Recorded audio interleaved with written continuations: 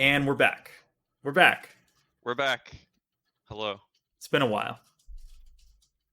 Yeah, in terms of recording uploads. Yeah, we recorded some stuff, but we didn't upload it. So I think what this is going to be is pretty much just us going over the Sony press conference that happened yesterday. We're recording this on Friday. This happened yesterday, Thursday at 3 p.m. So I'll go ahead and introduce us. You are listening to the Infinite Scale Podcast Network, which is I'm about to LLC that or some shit. Nice. It sounds so official, you know. Yeah, it's very official. And we're the hosts here. I am, of course, William Chandler, and with me is Sean Petersohn. Yep. And this is kind of our first time recording something that isn't, or uploading something that isn't Co-op Compatriots. And I think the usual thing for us is just going to be to talk about general stuff and like maybe a little bit of what we've been playing. But yeah, it's hard to keep up with things unless you're working on like a weekly schedule, which I think we want to do. But I think that this was a good opportunity, like a good starting opportunity, this PlayStation event. Yeah. I agree. It was like a good place to pick up from. We can, and going forward, there's going to be other events and stuff that we can talk about. There might be stuff happening this weekend, so fuck. What's happening this weekend? I'm out of the loop. Yeah, I don't know. I think coming up we have, what is it, that PC Games show? Is that this week? Okay. Everything is like messed up in my head because they delayed everything. Everything got pushed back a week because, I mean, obviously for a good reason. And so they've it's actually, it's Saturday. Okay. So maybe we'll talk about that too if there's anything that interesting. I think some people are theorizing a lot of the PC announcement stuff. So like people have been anticipating Demon's Souls or Bloodborne on PC, which may or may not happen. I mean, I get the feeling that what we saw yesterday was probably that reveal, but as well as the Persona stuff, like people think Persona games are coming to PC, which I could believe. So yeah, I saw some people online saying that the reason that we didn't see the Bloodborne thing is because it would make more sense during the PC show anyway, which I think I agree with. There's a bit of a bias because I was really hoping to see that anyway, but I could see that being at the PC show.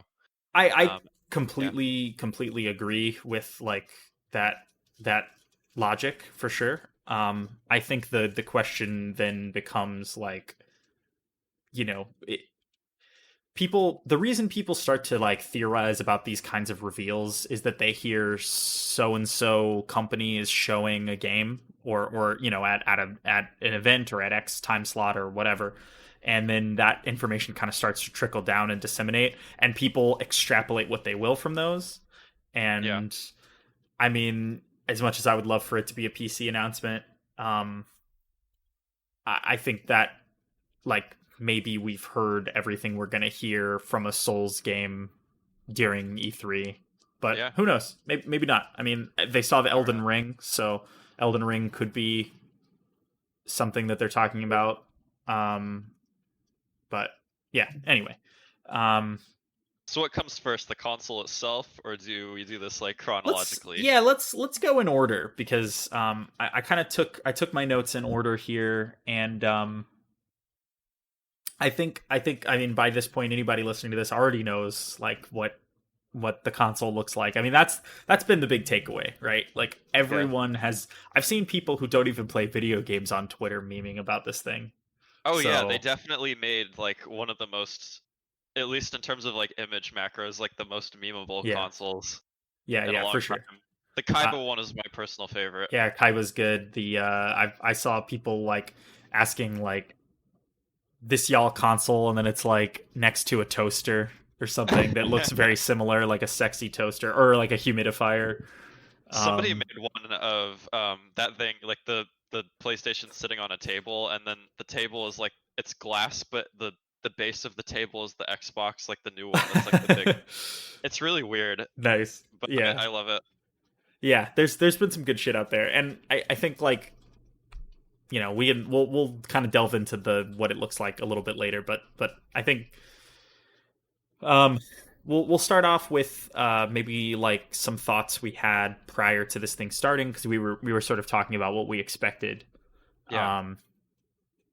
And I know, I mean, just kind of point blank, I did expect them to do a price announcement at this thing, mostly because I thought maybe they would want to pull like, hey, you know, we're gonna cost what we cost, and we don't care what Microsoft is doing. Like we're Sony, and we don't give a fuck. Uh, like we're confident enough in what we have to kind of like feel, you know, like confident about whatever price we have going forward. And Yeah.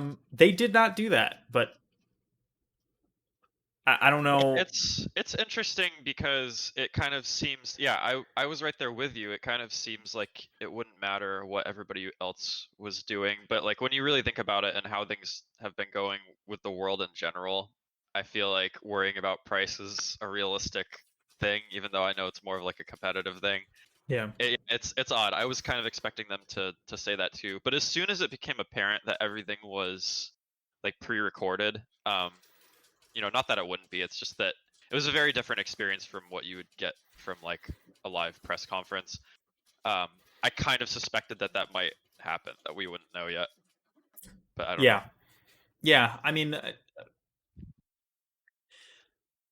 I could have seen it going either way for sure, but Yeah, I was hoping that they would just sort of do it and pull the band-aid off quick, because I think all of everything we've been building up towards has indicated that these things are just going to be like really fucking expensive.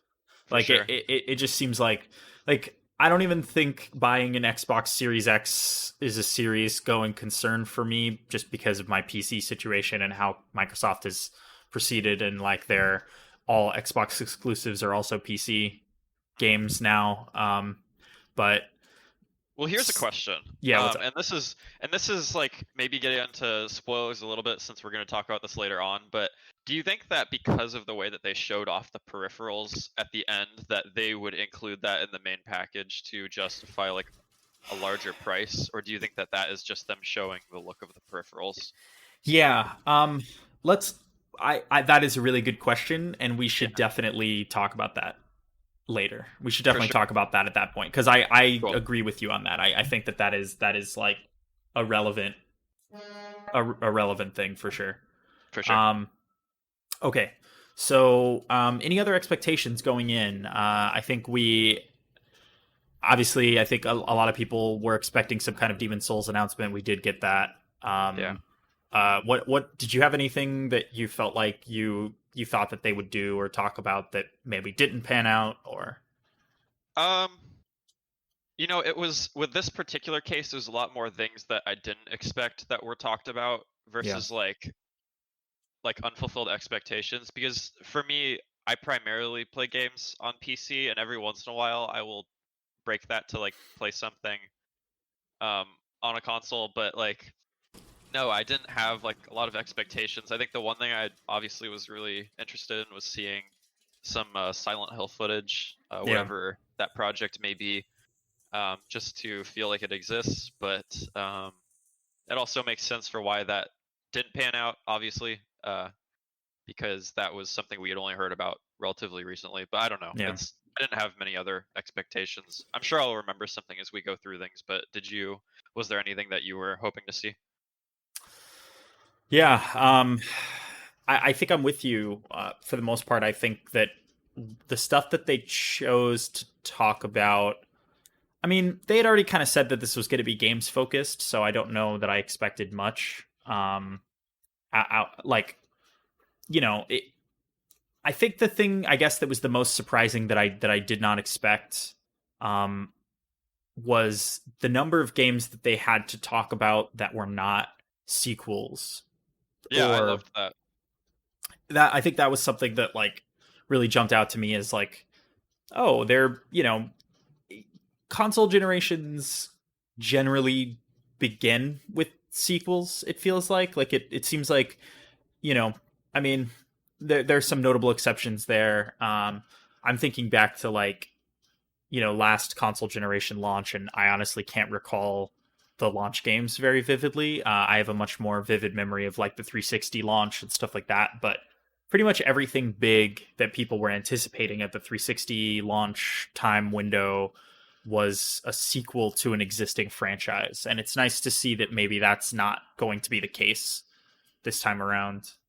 Um, Yeah, was there any rumor or sort of hint that something Killzone related existed? Because I know you mentioned that, and I would have thought that would have been awesome, but I didn't remember hearing anything um, about that. Killzone's been a dormant franchise because I think Guerrilla definitely kind of wanted to branch out and work on some different stuff for the just for their own sanity.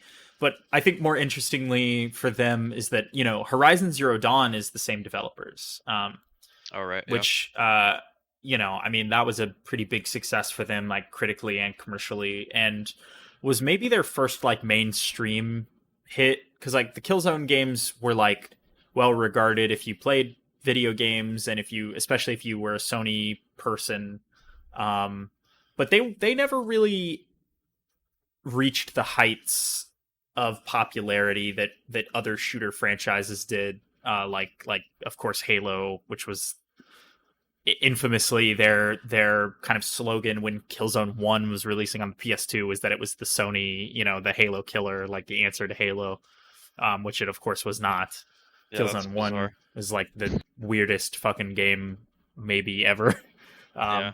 But and I think that Horizon Zero Dawn being their natural biggest success made sense that they would continue that trend. But I was hoping for something Killzone related, just because I'd be curious to see where Guerrilla Games goes forward with a franchise like Killzone now that they've learned everything that they learned from Horizon. Yeah, absolutely.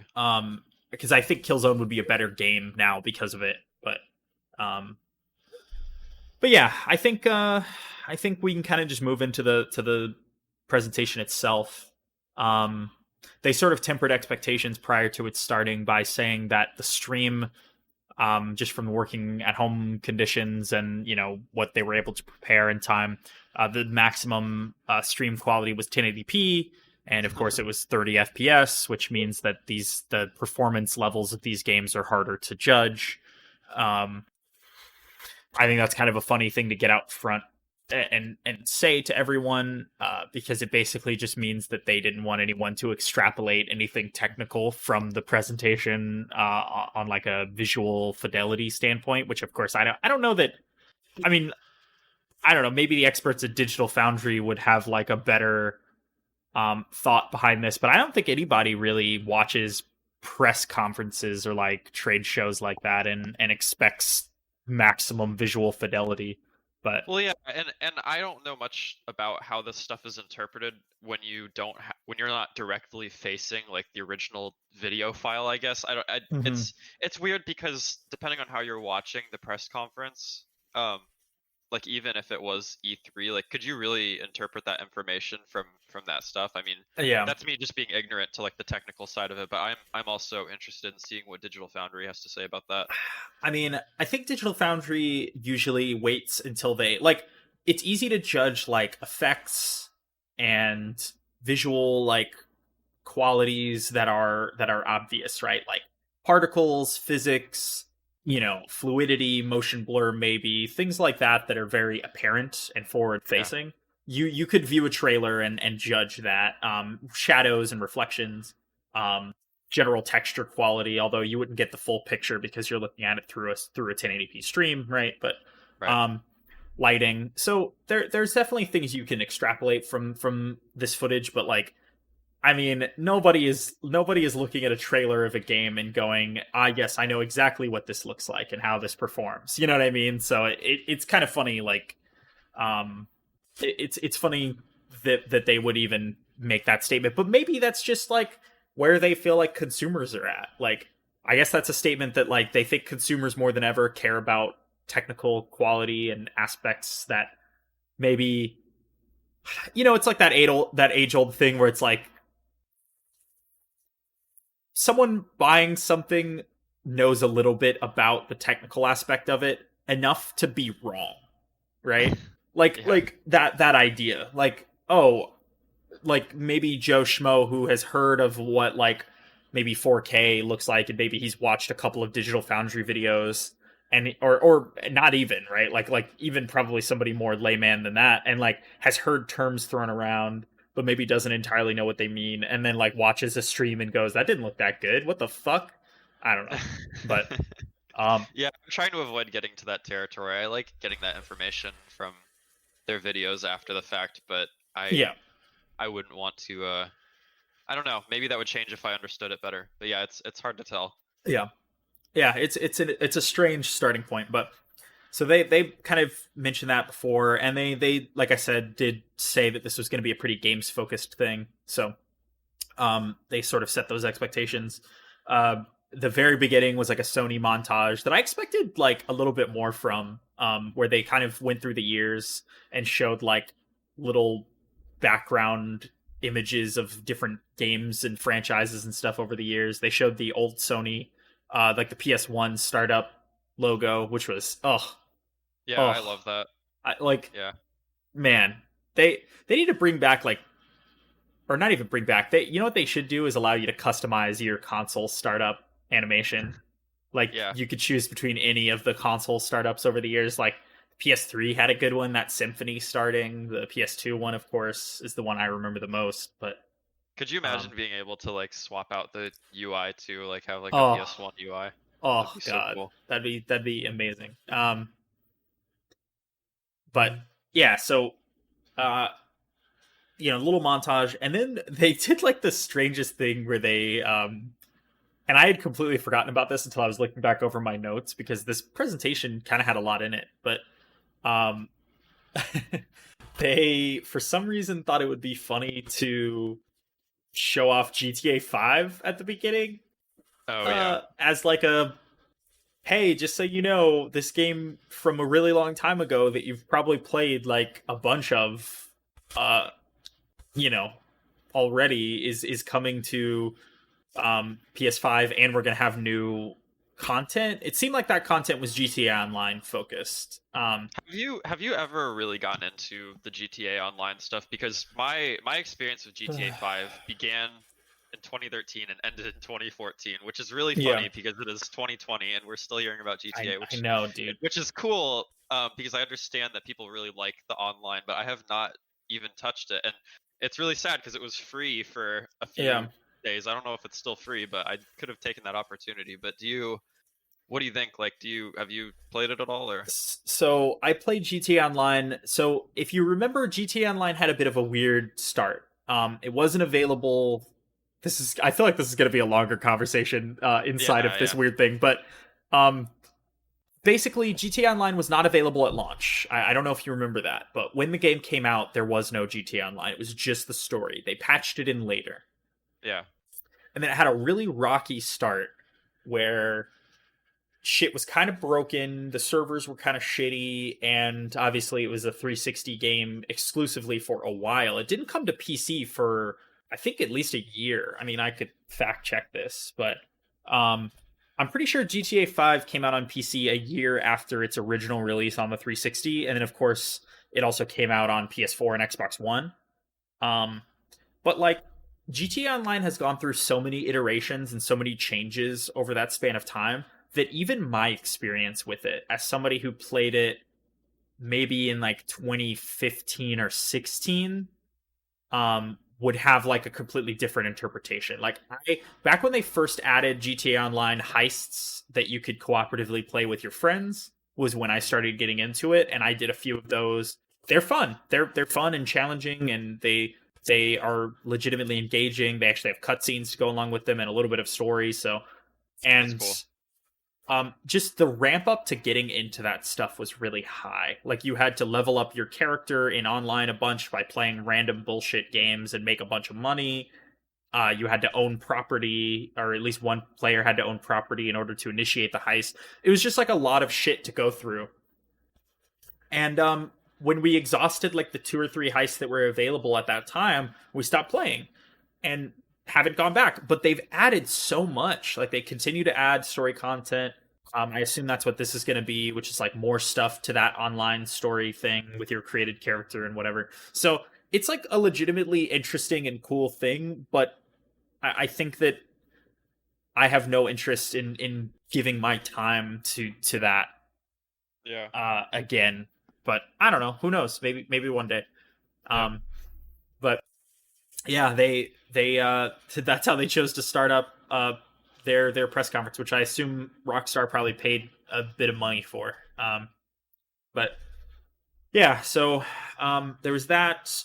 They kind of threw in the tidbit that PS5 owners will get GTA Online for free, which is interesting. I don't know if that's like just on like the way they phrased it. I guess that's just the online component of GTA 5, but yeah, it was kind of strange. And then obviously they threw in the little asterisk there that you have to own PS Plus, which is funny.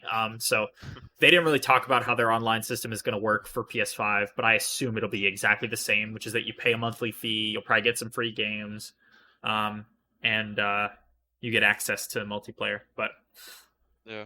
um, then they brought out Jim Ryan, who's kind of spearheading. I think he's the head of the games portion of Sony right now. Um, uh, well, I should say the PlayStation portion of Sony, because they have the way they've siloed off this company is like becoming more and more confusing. But they have like the Sony Studios executives, which is like the people who are actually in charge of producing the video games. Like Herman Holst is now the Sony Worldwide Studios, which he was formerly at Guerrilla Games, and now he's like their head of like, I'm making sure the games get made guy. But Jim Ryan's kind of like their overall leader, and he talked a little bit about the event and how he feels like the PS5 is like technologically sound in a way that allows developers to produce what it kind of closer to what their actual vision is, like fewer compromises, which is all fucking marketing bullshit. But I mean, Yeah, I feel like we hear that every year. It just means something different every year. Yeah, totally. Like I mean, it becomes more and more true as we get along, but also as it becomes more and more true, we also realize just how much of a lie it is. Like, which is strange because, like, well, whatever. We could talk about fucking publishers all day long, but it sounds like shit is. I mean, making a video game is harder than ever.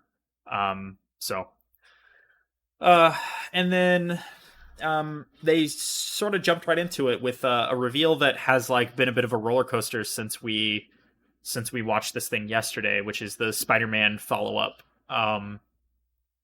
featuring Miles Morales, which of course is a big deal because of the Into the Spider-Verse shit from a couple years ago. Yeah, I'm really happy that sort of spin-off, if you could even call it that, has gotten to this point. I know that I think a lot of people feel that it's a little bit overblown at this point, but I'm really happy that that's what it ended up being. I really want to see more from that universe. Well, obviously, so here's and maybe this isn't clear if you're not somebody who played the Spider-Man video game, the Insomniac developed one from, what was that, 2 years ago now, or yeah, I guess so. That game and obviously like Into the Spider-Verse do not take place in the same universe. So okay. Yeah, so I mean, I think this is just the world we live in now, where unfortunately everything is fucking a media property conglomerate situation, and it would be too easy for everything to take place together. That would make too much sense. Yeah. So Miles Morales is a completely different character well, I say completely different. He's based on the same ideas of like what the character represents in the comics. Yeah. But he is not at all related to Into the Spider-Verse. It's just, I think Sony, like Insomniac as a developer and Sony as a publishing thing, and then like the Into the Spider-Verse people happen to kind of crescendo into the same ideas around the same time. Because he was pretty heavily focused in that 2018 game as well. Okay. So yeah, there's some precedent there. Now the interesting thing, and I don't know, I mean, you slept a lot today, so you maybe missed some hullabaloo on Twitter, but basically when I went to bed last night, or well, sort of. I stayed up pretty late too, but Twitter was mostly talking about how awesome it was to see this shit happening. Like, that's dope. And Miles Morales as a character, like as a black character and a person of color, looks really good. Like, his fidelity looks good. Like, the artist clearly cared about representing his hair correctly and all that stuff. And then I also saw last night before I went to bed some criticisms about or maybe this was like first thing this morning. Fuck, everything's bleeding together. But I saw some criticisms that was like, oh well, like we only get the side story. We only get like the we don't get the numbered sequel. Like we don't get Spider-Man 2. We get Spider-Man Miles Morales or whatever. Like, and the interesting thing about that is that I guess that information was coming from a Sony executive interview where he said that this was an expansion for the basically like what is going to be a PS5 re-release of that 2018 game. Oh, I see. All right. Well, I am completely off base then. Well, there's more. So there's more. Basically what then came out, this was like up to like an hour or so ago, is that Sony, that executive did not know what the fuck he was talking about, sort of. It's kind of in between. So it's not an expansion in the sense that it's DLC or like an add-on. It is a standalone product. Okay. But it like is not the full sequel to Spider-Man, I guess, that people thought it might be. There's no word on length or anything like that. Shit, like details are still coming out like at the minute. But like, yeah, it's really weird to see all this happening in real time, for sure. But yeah. So for now, I mean, what we know is that it's going to be similar in terms of gameplay. The trailer looked really good, and that's coming from somebody who was not that big of a fan of the 2018 game. Like, it was okay. This looks like that game, but maybe slightly more improved in the gameplay department, but more importantly, visually it looks fucking like stunning, like the lighting and shit. Yeah, for sure. I never played that 2018 game.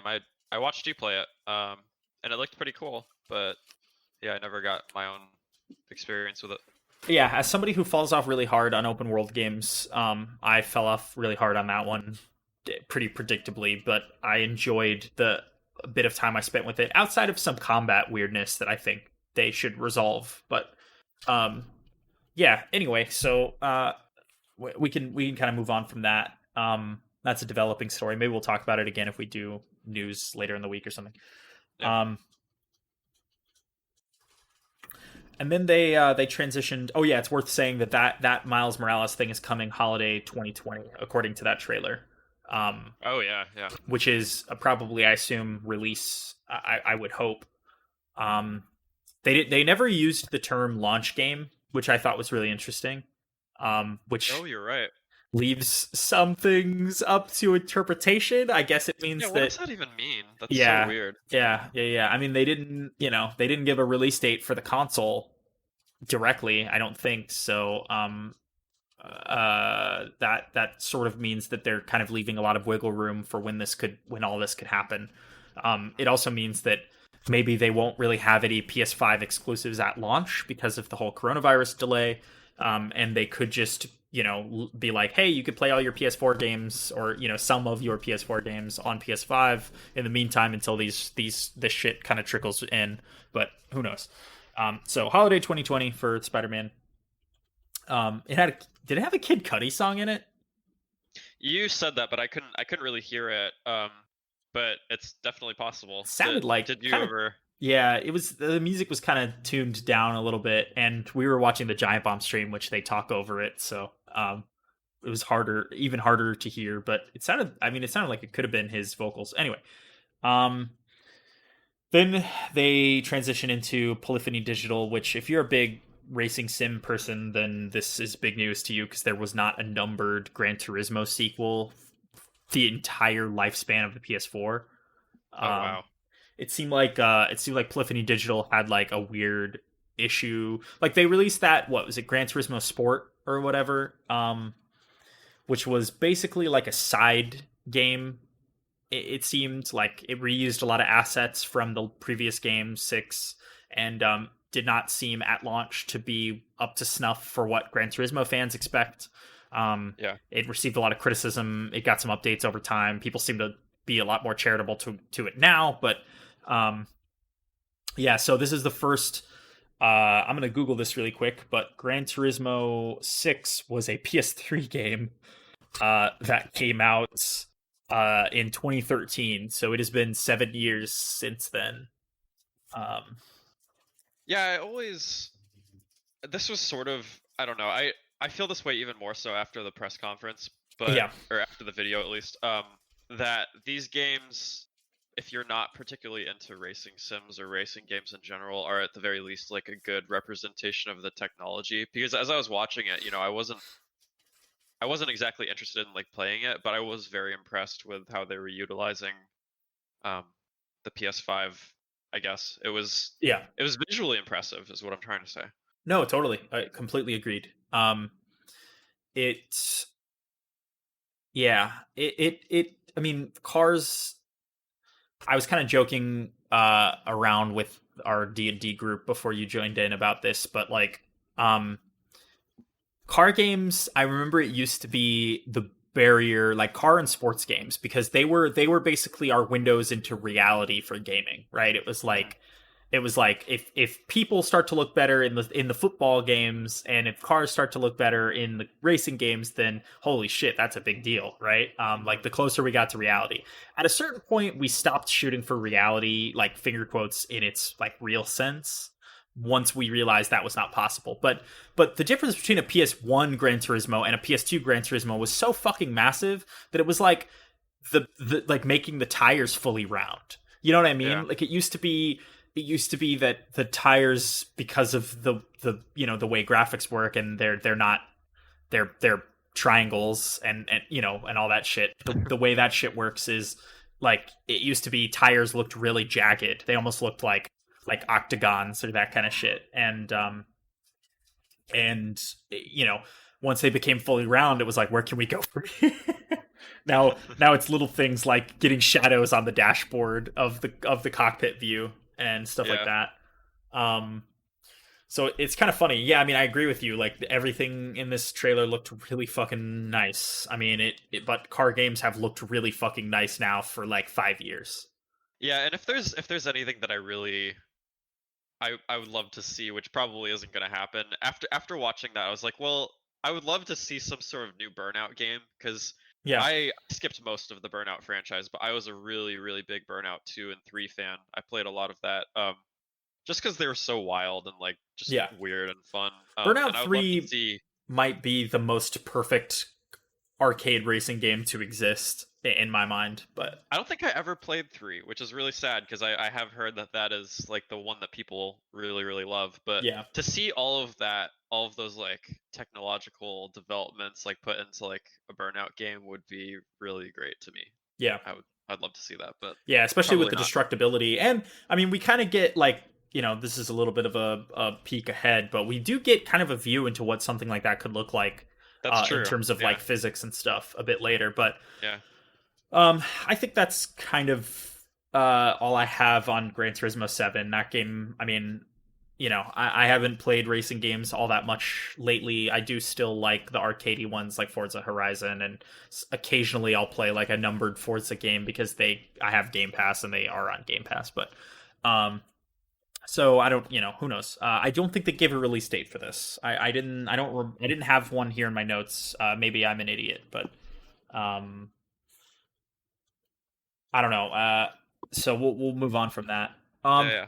the next thing is the thing that I think a lot of people this seemed to be one of the single largest looks at a game we got during this thing, which is interesting for a lot of reasons. But it's the new Ratchet and Clank, which I actually Ratchet and Clank Rift Apart, um, Yeah. which I have to admit the chronology of the Ratchet and Clank games now that they did that reboot is a little bit weird in my head. So, And um, do you know if the movie covers the original story or if it's like an individual thing? okay, so the way it works is the movie and the game from oh man Yeah, the last 20 minutes I felt like the city does not want us to do this. I know, right? It's fucking really wild. But I hope whoever's house is burning down gets the help that they need. Um, uh, okay, so yeah, the Ratchet and Clank video game is from 2016, which wow, that felt more recent than that. Yeah. Um, and I think the movie was right around the same time. I think the game came out slightly before. Um, but I'm not going to fact check that because I don't give a fuck because I did not watch that movie. I didn't watch that movie because I just heard it was kind of sterile. And to be honest with you, so they were both a retelling of the very first Ratchet and Clank game, and it'd be Right. cool if like I would have really loved it if the dialogue and the writing and the structure of that game was the same and they just upresed it and then made a movie out of that.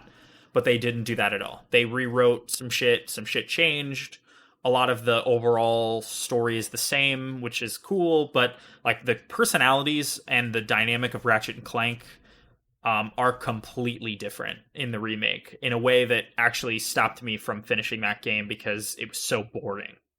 Like the Oh wow. gameplay of that game was really cool, but I thought that Ratchet and Clank were like sterile fucks, and it like Ratchet in the original Ratchet and Clank was kind of a dick, in a way that like was funny at first and then sort of became troubling as the game went on, but they actually tackled that like as a thing. Like he has character development and becomes like a less shitty person.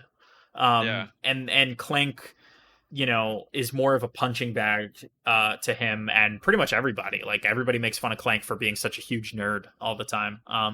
Which I'm sure they had good reasons for changing all that stuff. I mean, I guess they just really felt like they wanted to update it and bring it into like modern standards for what kids game mascots should be, which I guess is that like they should all be really fucking boring. I don't know, but it's bad. I mean, it's they even changed like how they meet. Like I don't know, there's just weird stuff. So I guess I having not finished that game and not knowing how that game sets up a sequel, I don't really know where this new one picks up, but I'm not that interested in it just from the fact that I didn't like the first one. Um, I thought that this looked fun for sure. yeah, I've never been a big Ratchet and Clank fan. My allegiances with this, I mean, you'd consider this a platformer, right?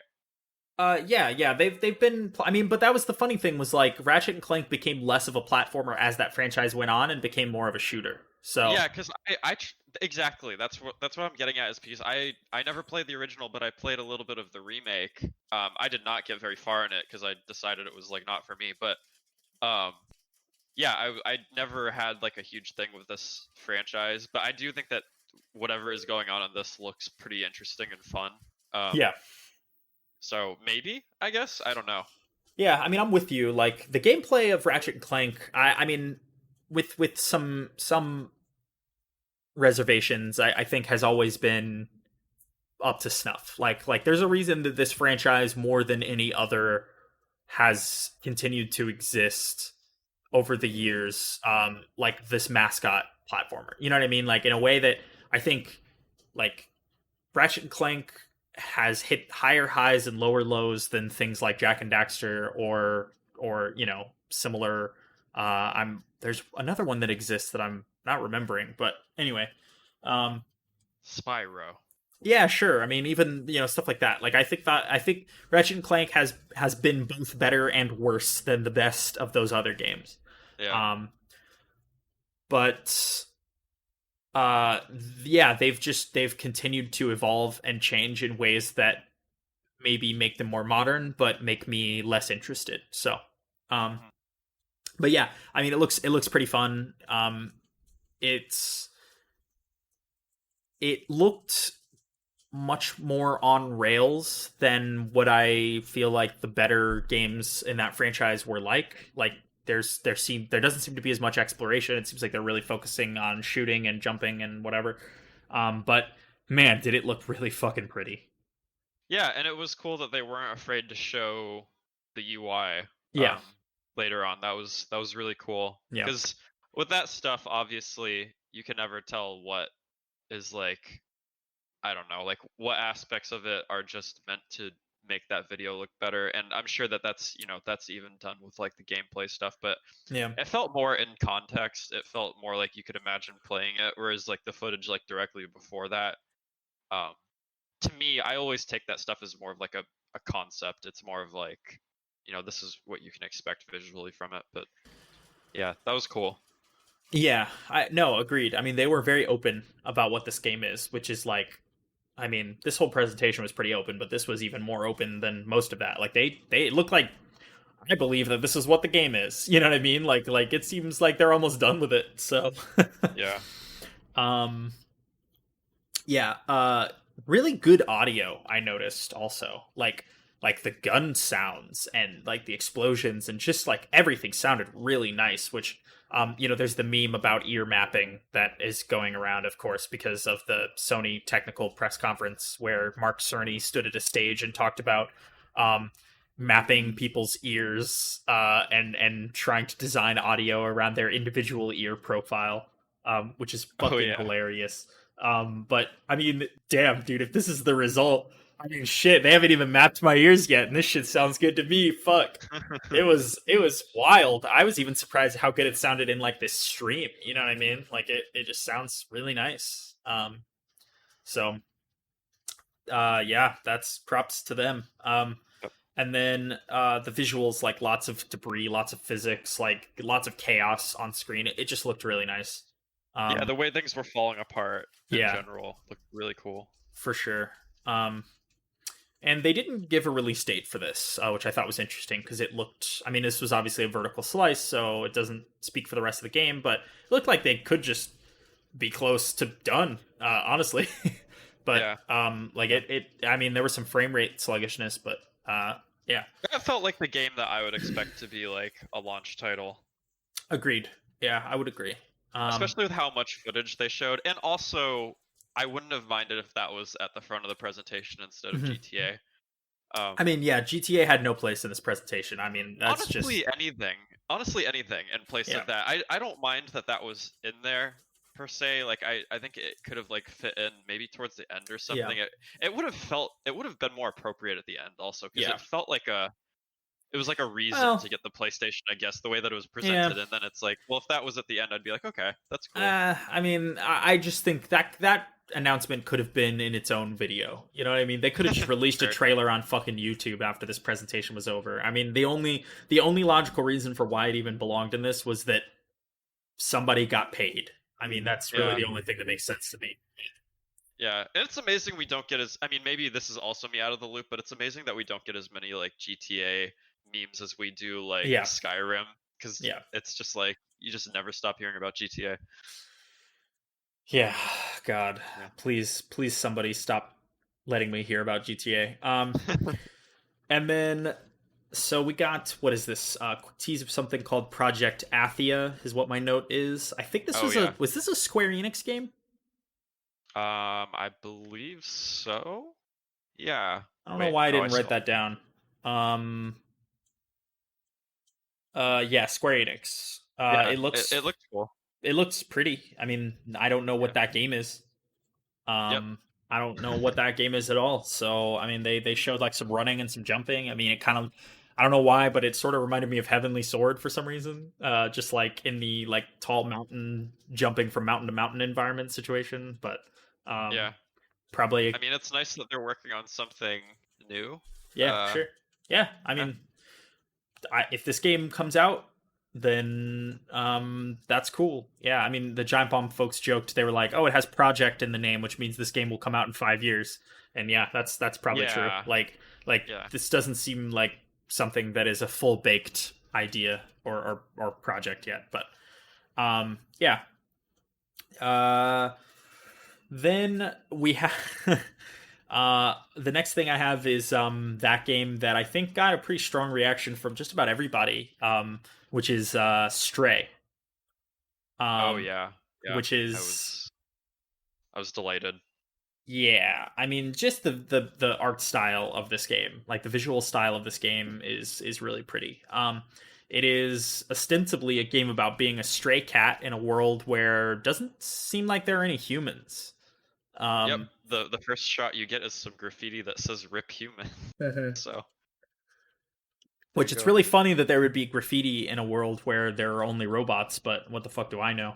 Um, I think the fun thing about this trailer, I can't decide if this or another trailer we're gonna talk about later is my favorite, but I feel like I want to go back through this and like notice all the little things in it.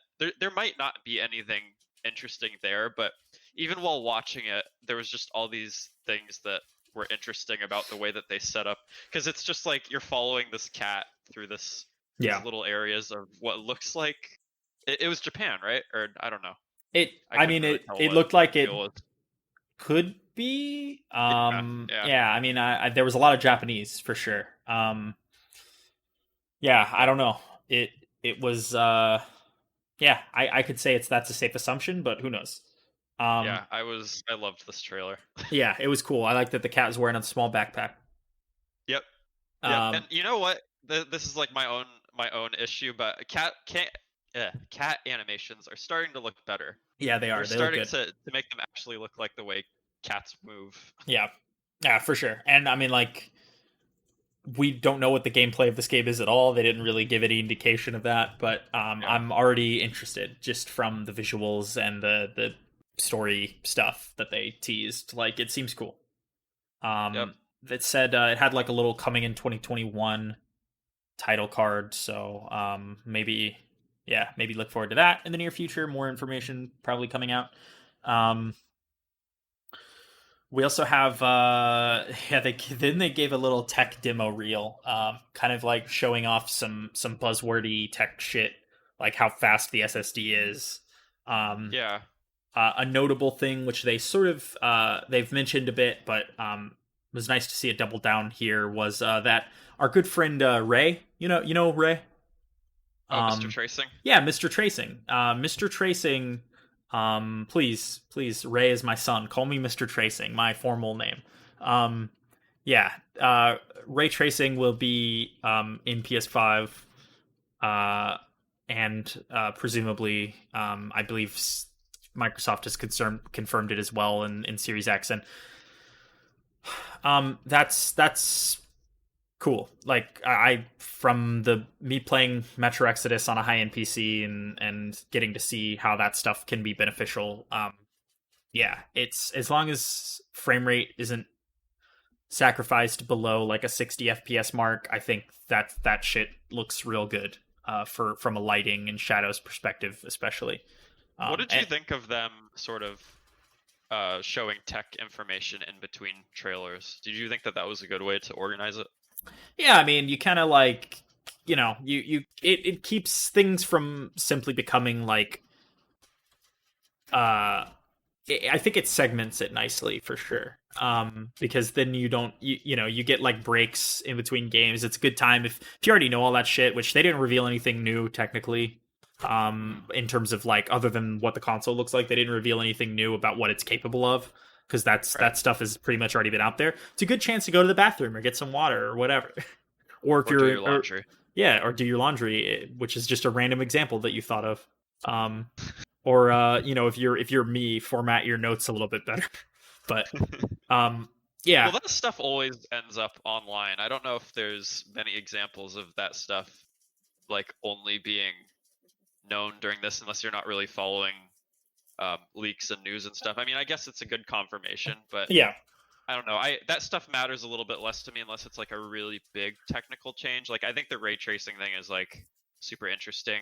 Yeah. But in general, I know it's going to be faster and better, and everything's going to be better in general. But Yeah, yeah. um, As like a not like I mean, I'm interested in it just from like like a technophile perspective. yeah, Like all this stuff is cool, but all this information's already been out there, you know. So yeah, you're right. If you're just lay consumer coming in, you know, hey, I've heard about this PS5 thing. Let me check out this press conference. Oh wow, it's gonna be fast. Like yeah, maybe I mean maybe that's something that appeals to you, but I think they just kind of did this to like you know fill some time and segment it out a little bit, not make yeah. it It seem took the like game after game after game after game, you know. But Yeah, it took the place of those moments during a real like conference at E3 where yeah, somebody would be standing up there just sort of talking about tech. totally, yeah, Which yeah, I appreciate that. Those moments are they can trudge on a little bit, but yeah, I liked it. yeah, yeah. Um, and then Hellman Hurst got up and talked about uh how easy it is to develop for this new hardware, which is another technical thing, obviously, that really only matters if you're a developer looking to develop for the PS5 at some point. But I mean, it means a lot if you remember the shit show that was the PS3, um, because For sure, yeah. notoriously difficult to develop for has been a Sony thing in the past. Um, Yeah. and it's nice, you know, knowing that. Um, yeah, I mean, they take that stuff seriously as well. Yeah, and then we got a new Housemark game. Um, Housemark primarily being known for developing arcadey style 2D shooters. I think what was their last game Resogun, or did they do something else after that? I actually do not remember. Yeah, they've had some stuff. They've had some stuff for sure. Resogun is the thing that I know them the most for because um they had some other games that people really like before that, but I enjoyed Resogun a lot, which was a launch PS4 game. That was really cool. But yeah, they have a new game that looks kind of ambitious for them, which is that it's that time loopy game Returnal, which is a really shitty title. I understand what they're doing there. Eternal return back to the start of the fucking time loop, whatever. Yeah, it's funny. I know that time loops fiction has been a thing for a really long time, of course, but it has seen like a rise in popularity a lot again recently. Especially like seem most notably beginning with that Tom Cruise movie, um, Live Die Repeat or whatever, which people seem obsessed about all over again, which is kind of funny. Like I've seen a lot of people talking about it.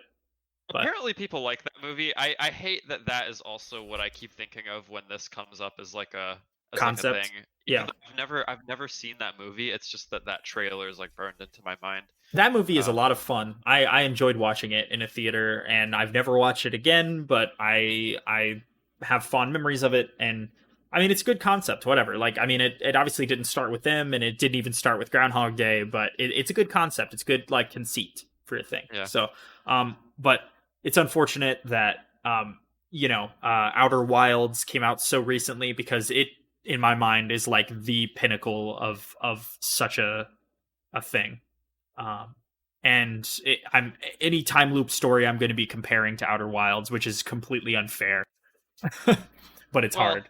that's how it goes. Yeah, If there's a really good example of something, it's hard to get that out of your mind, especially yeah. if something as good as that game. And Um, Outer Wilds feels so recent. oh yeah, for sure. But This this looks really cool, like visually. yeah, I kept I made this joke, but I was getting like strong like Prometheus vibes in terms of like the colors and stuff, and just totally. like the way that it's like shot, which is obviously not a video game, but just Yeah, visually it reminded me a lot of that. yeah. There is yeah. I think the Prometheus thing came to my mind, particularly in the middle of the trailer when she reaches her arm out at some alien creature and it like latches on. Um, Yeah, yeah, yeah. just like silly shit like that. But yeah, I mean, story shit aside, they did show a little peek at like what gameplay looks like. There is some combat stuff in here, like a third person shooter kind of thing. And yeah, it could be cool. I mean, I'm interested. It looks nice. It doesn't look like so amazingly good that I was like, oh shit, this is a PS5 only game. Like it didn't really hit me that way, but it looks nice. I like the style of it for sure. Um, Yeah. I'm curious. I mean, I'm not like chomping at the bit, but I'm curious about it. Mhm. Um, Hey, can we pause here real quick? I want to check something technically on this yeah, recording. yeah, totally. Let me. Okay. Yeah, we should probably count down on stop then. Okay. 3, 2, 1, stop.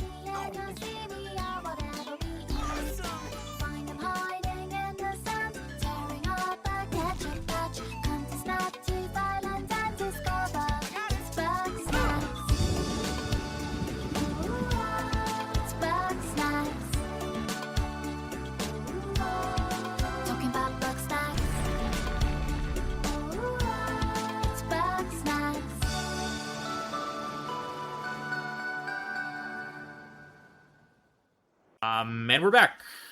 We're back. What'd you do on your break? I got some more of that coffee that was made a few Nice. hours ago. Nice. And it's good. What'd you Nice. do? I also got some more. I got a little bit more coffee, not a lot. And then I went to the bathroom and had a grand time. I also Nice. looked at Reddit just to see what's going on, and there is an update that Insomniac has said that Miles Morales thing is a standalone game. So who knows? Anyway, Every day we'll hear that it's a new project or a new yeah, thing. yeah, Some yeah. capacity. They're actually just going to announce that the Miles Morales Spider-Man is actually a new console. It's actually its own platform. It's actually Um, just a new movie. yeah, yeah. um, so yeah. I think let's see. Yeah, we left it off. So finished up with Returnal. Just as like an addendum to that, they did not give a release date. Um, and then the next thing was Sackboy. Um, uh, This is probably different for you, but I have managed to completely forget about Little Big Planet, which is weird because it has such a marketing like sort of attachment to Sony. I never played Little Big Planet, but yeah, I was so like shocked for some yeah. reason, but I shouldn't have been. But it looked fine. Well, I mean, it's easy to forget that Little Big Planet hasn't existed since the PS3. Like they didn't make a single Little Big Planet game on PS4. Yeah. So Did that game? That game was on PSP at some point too, right? I believe it was on PSP. Maybe it was definitely on Vita. Yeah. Well, Okay. actually, shit. Now that I'm saying that, I'm gonna look this up because I don't know. It's been. Yeah. I mean, I I mean, don't. it doesn't really matter, but Yeah, I didn't completely forget about it, but like, so they made a lot of spin-off games. But yeah, the last. Oh no, there was a PS4 Little Big Planet game. It was November of 2014, which was the same year that the PS4 came out. So they did pretty quickly make something. So it's been 6 years since the Little Big Planet game came out. Yeah, it's been a while, and I never like fully forget about it because I mean, it is a pretty unique franchise. But yeah, I was never a huge fan, and I definitely wasn't. I'm not like super interested in like the creation aspect of those games. The I mean, I think it's really cool that people get good at that stuff, but this looks different. This doesn't look a um like a level, maybe it's like a level editor or like a level customizer, but it doesn't seem like you can like make your own shit from the ground up like you could in older games. It's worth noting that Little Big Planet's developer is Media Molecule, who made Dreams. oh, okay. So I mean, it seems like they're kind of like authoring content specifically for this. Like it seems like it's going to be a more traditional platformer. Um, like it is 3D, I believe that I saw that, right? Yeah, it looks like a Yeah, 3D yeah. game. and yeah, it looks like a platformer. It looks like a game that you could play. So that's cool. I don't think it especially looked that great. It didn't. Yeah, I don't have much to say about it. I mean, yeah, in my head that game exists as like a side-scrolly kind of like thing, Yeah, and it was cool to see it yeah. in a different light. So maybe it might be fun to check out. No, totally. Yeah, completely agreed. I mean, I'm open to it, but it didn't really jump out at me. Um, I don't think they gave a release date for this. I'm on the Wikipedia page and I don't see anything. So, I mean, that um, also makes sense as a launch title, but I guess we would have known that if that was the case.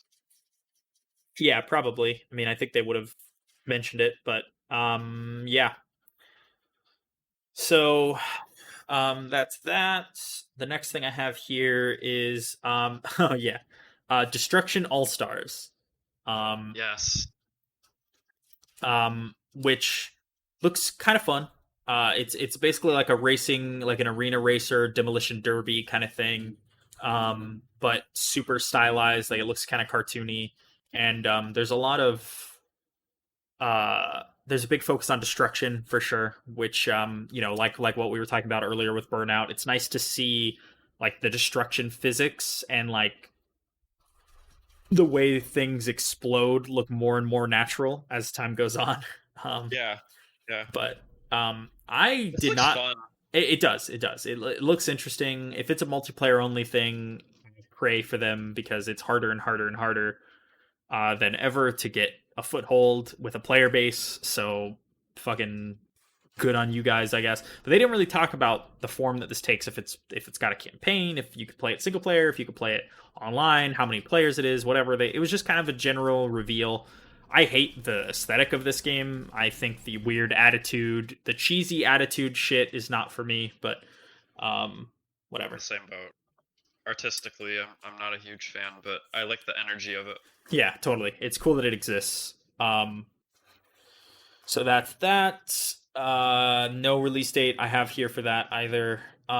This game, this was kind of a surprise sleeper hit for me. This next thing, so it's Ember Lab, which is a film and animation studio.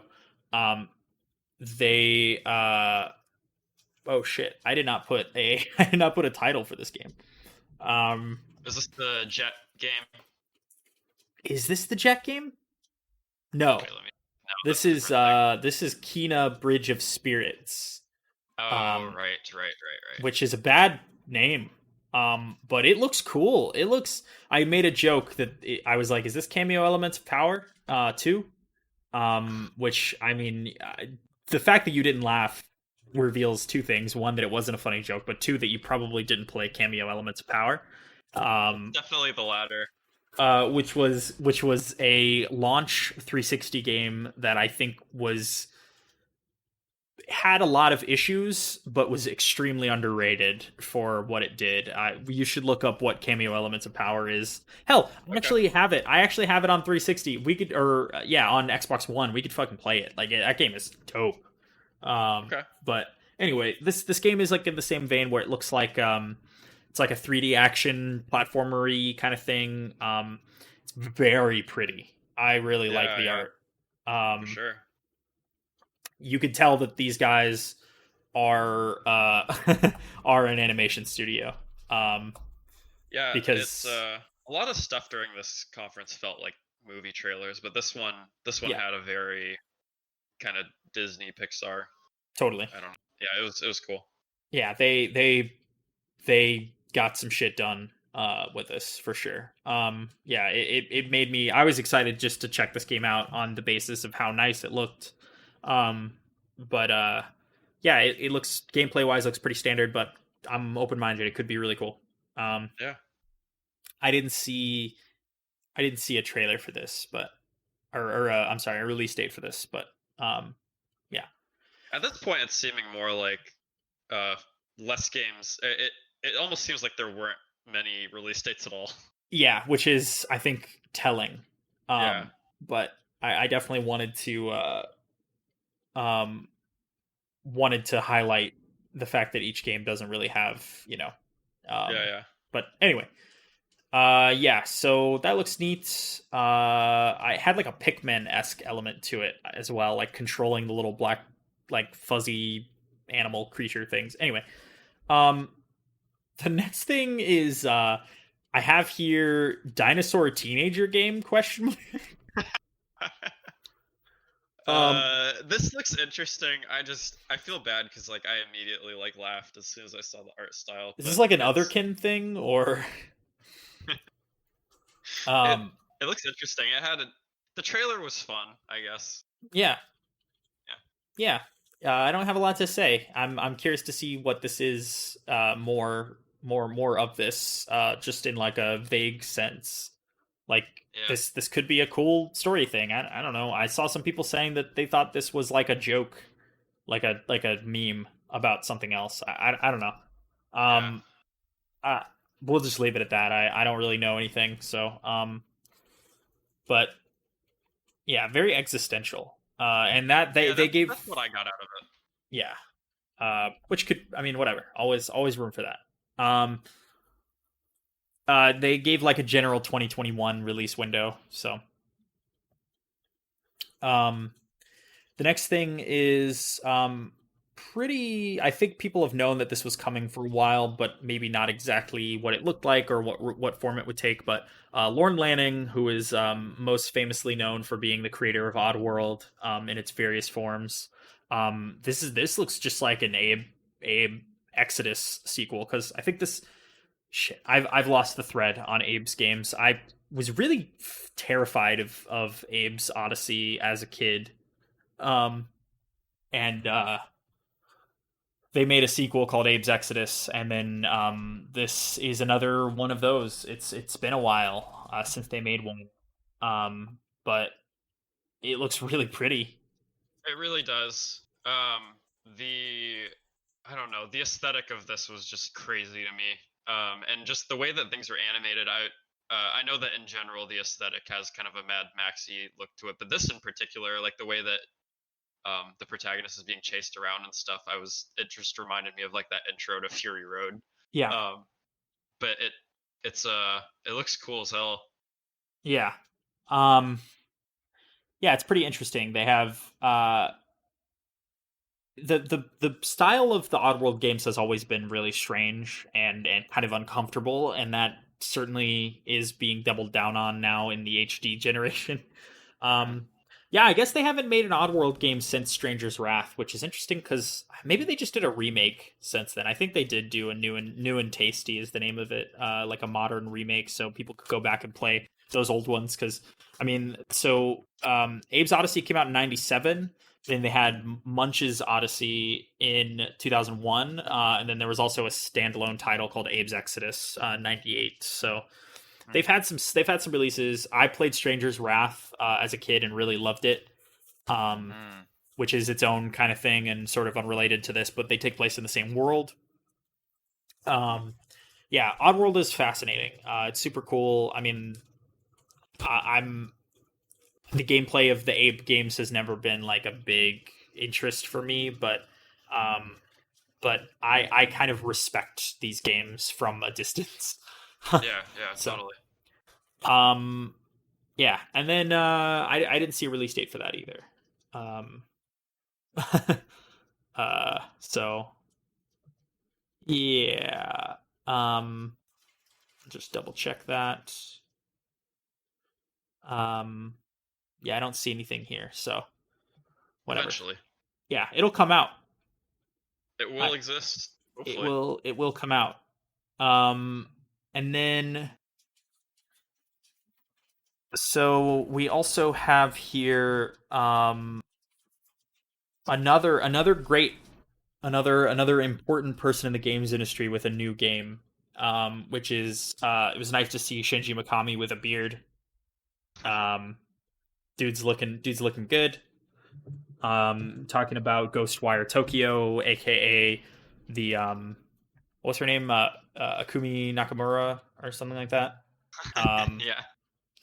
um, everybody fell in love with her because of how um, how like kawaii her presentation was on this game at the time. Um, And yeah, uh, she's no longer at the studio, but Ghostwire Tokyo lives on as a thing. And I didn't think the gameplay of this game looked good at all. Yep, Uh, I was right there with you. But do you know, was there footage? Has there been like footage of gameplay prior to this, or is this like the very first gameplay footage thing? Because the only thing I remember from this was that initial kind of trailer. yeah, that I've known of, there has not been gameplay of this up till now.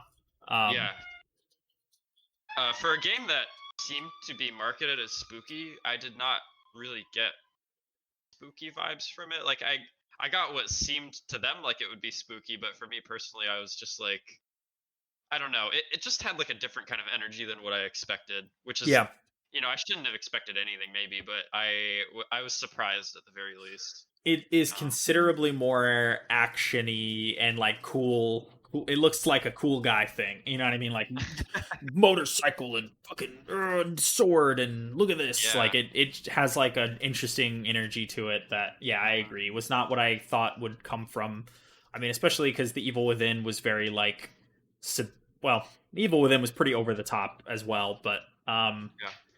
uh yeah, this was not what I was expecting. I think it's cool, it's interesting. I'm open minded about it. It could be scary in context, who knows, but it definitely Yeah. did not give that impression. The enemies don't look particularly like for Shinji Mikami. I feel like the hallmark for him is like really creative enemy design in some key ways. Mhm. um uh Gruesome, kind of fleshy, that kind of stuff. And yeah, this was not that, but um it's cool. I mean, I'm open for the idea that creators, hey, they can depart from their usual wheelhouse if they want. Yeah, That's of I mean, I'll course. follow it. I'll keep up with it. I wasn't really grabbed by this trailer.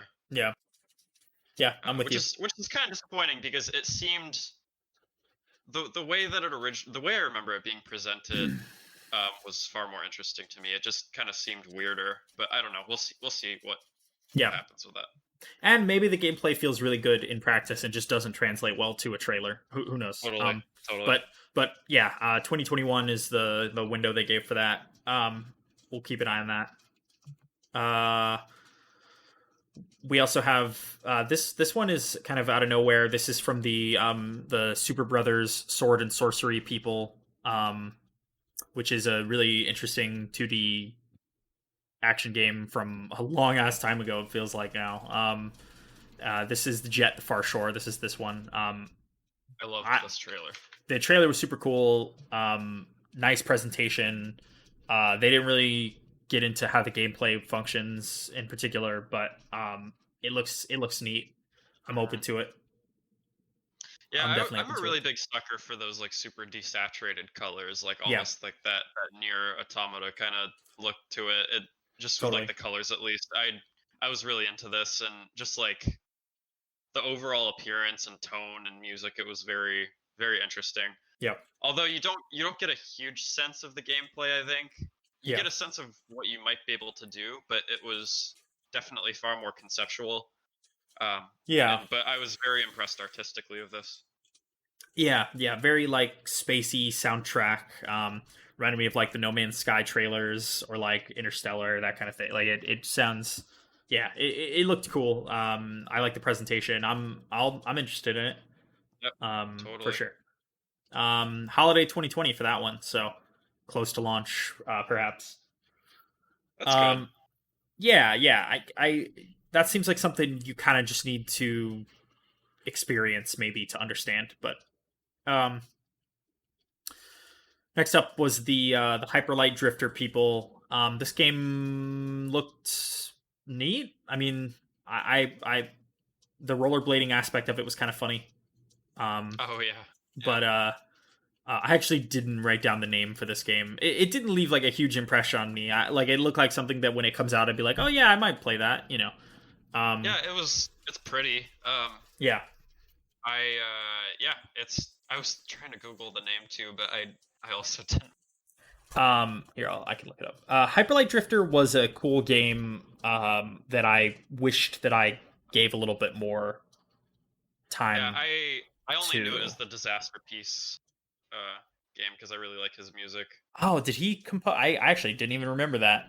Yeah, Um, yeah, they're so the game is called Solar Ash. Solar Um, Ash. yeah, It's an uh, okay name. it is. It's a cool name. Um, Yeah. yeah, visuals are somewhat similar.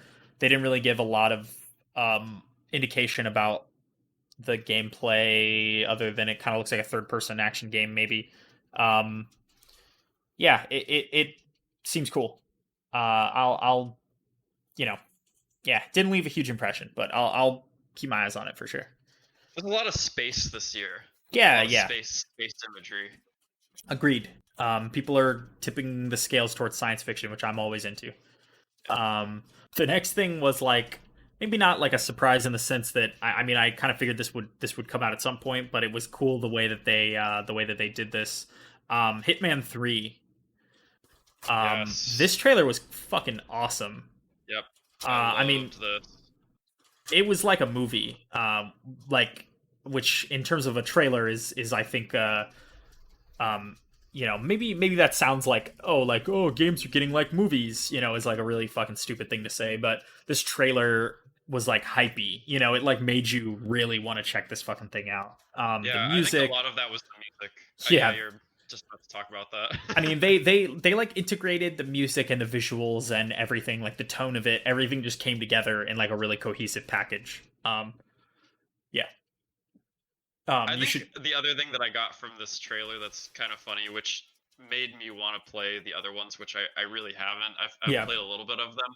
This one looks so like the scenes that they chose to show in this yeah, did not seem like you're just like going into some restaurant or into some yeah, like very mundane setting. Like they were very grand like settings and stuff, almost like futuristic, which I mean maybe where the story's at. You know more than me. You've actually played these games, but I was really surprised because it was like not the tone that I expected from a Hitman game, just based on the little bit of Hitman that I have played.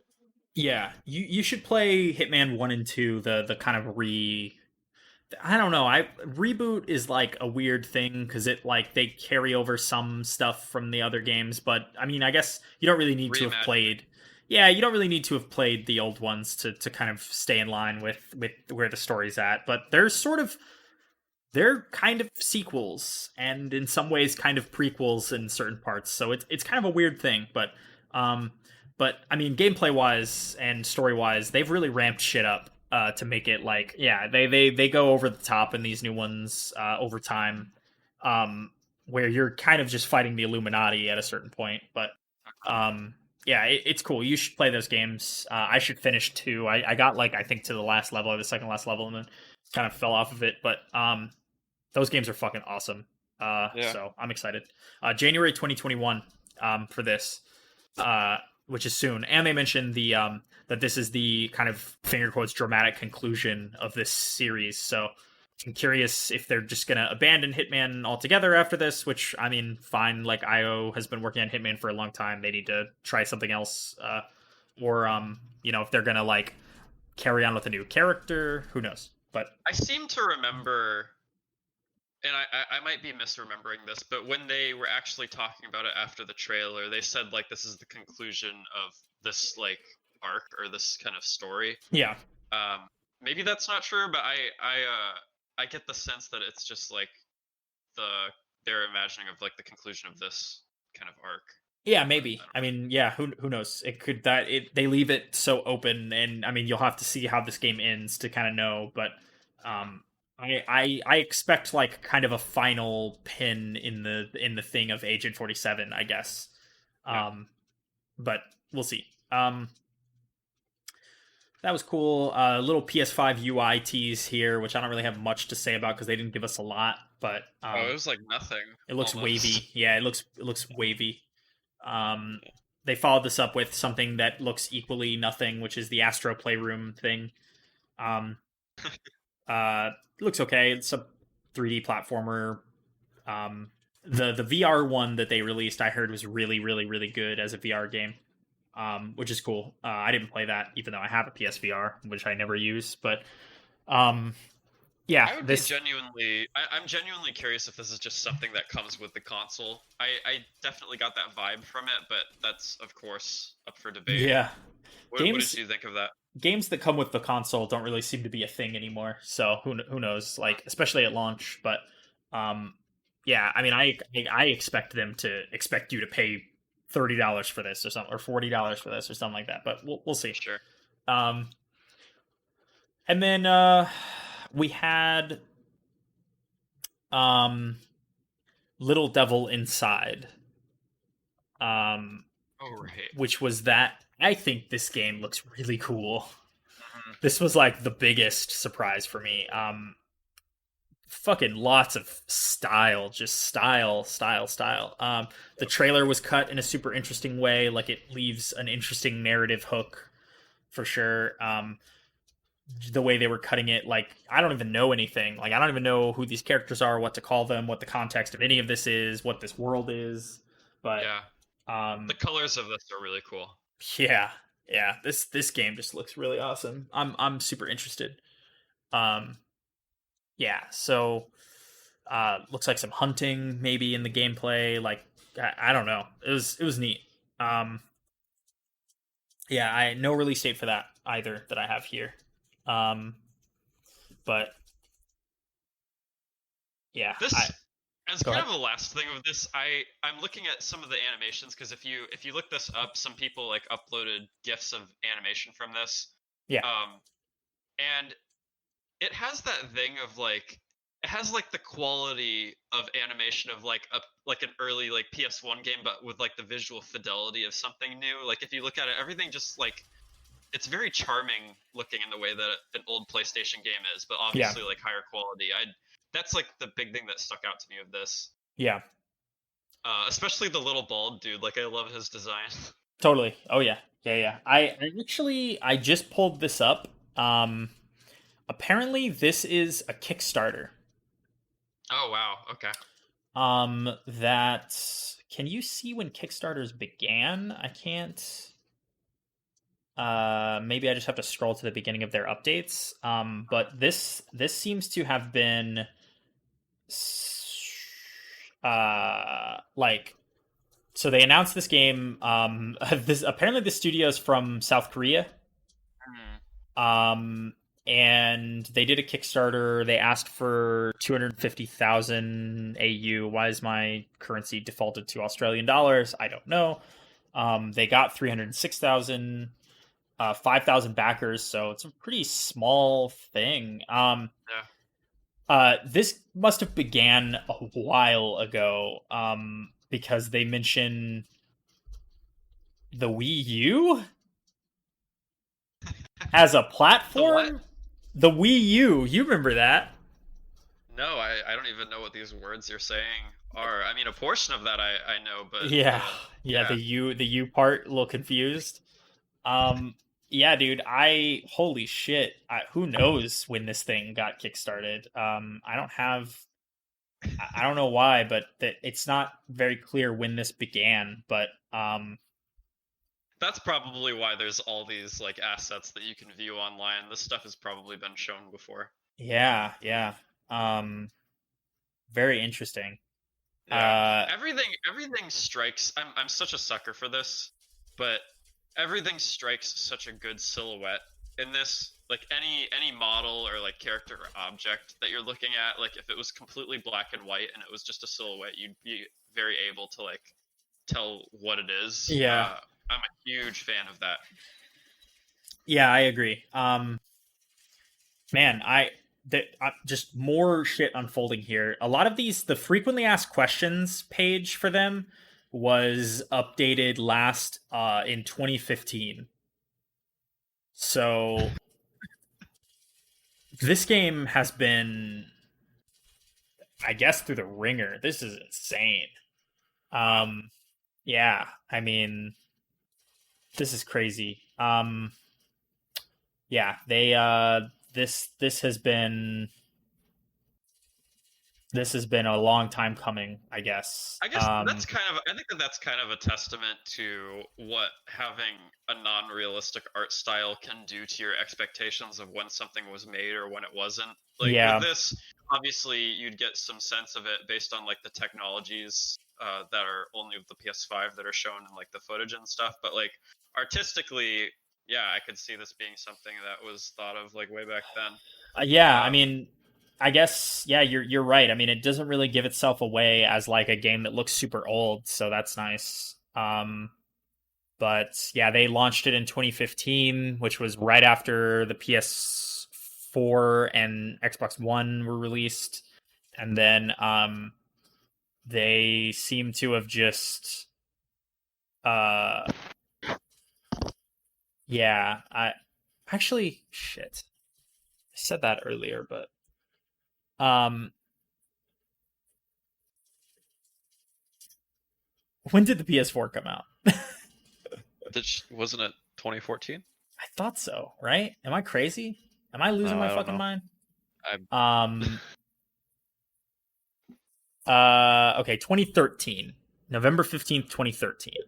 mm. So a little while after. But I mean, shit. Like I can't believe this game missed a whole console generation. This game's been announced for a long time now. That's crazy. Yep. Wow. Props to those Kickstarter backers who waited this long, I guess. Uh, but yeah, that I'm so funny that I just wanted to see if there was a release date, and then all this shit started coming out about it. Okay, we dwindled on that a long time. Let's see. Okay, next up is NBA 2K21. I don't really feel like talking about this much at all, other than to say that this guy looked really sweaty, and that was nice, I guess. Yeah, that's literally the only thing I took Yeah, away from this. yeah. I don't care about basketball games at all. But they sure do look nice now, I guess. This next one was pretty funny. Because the first thing that we were just really confused by like what the fuck, that strawberry is alive, and then that guy ate it, and then he grew strawberry arms, and then it just got wild, and a Kira Kira Bonito sounding person started singing over the background, which Did we confirm? Like, I want to know that this is right because I am like dead certain that is Kira Kira Bonito in that. Yeah, I mean, I believe you. So, Yep, but I'll let is. you. Okay, cool. Yeah, I mean, Yep.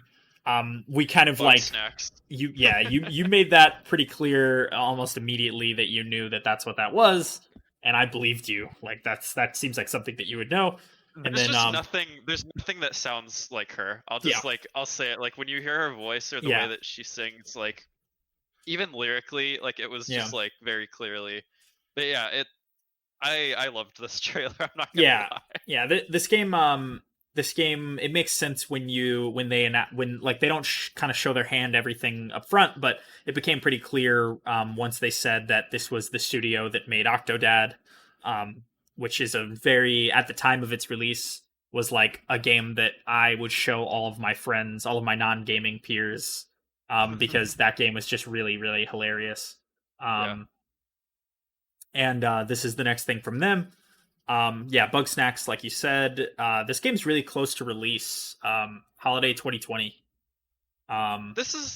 It's I don't even know like how to describe this art style, but there was something really unsettling about it. Yeah. I don't know if you felt the same way, but like it's obviously a very bright and kind of like childish art style, but also something about it was like strange. Like it reminded me of that game I showed you, Tulip.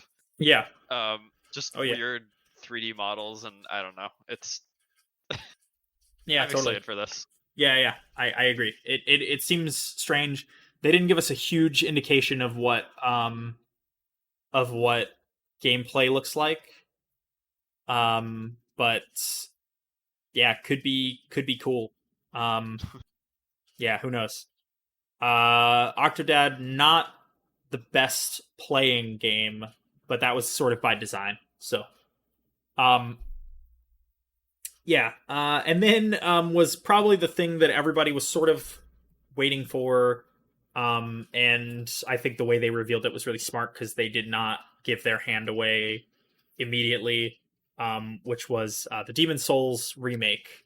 You get like a shot of some snowy mountains and kind of panning over a landscape, which does not immediately lend itself to being Demon Souls. But if you played Demon Souls, then you would know what it is as soon as that body grasped in that gigantic claw shows up. Because that is the beginning of the opening video to the original Demon Souls.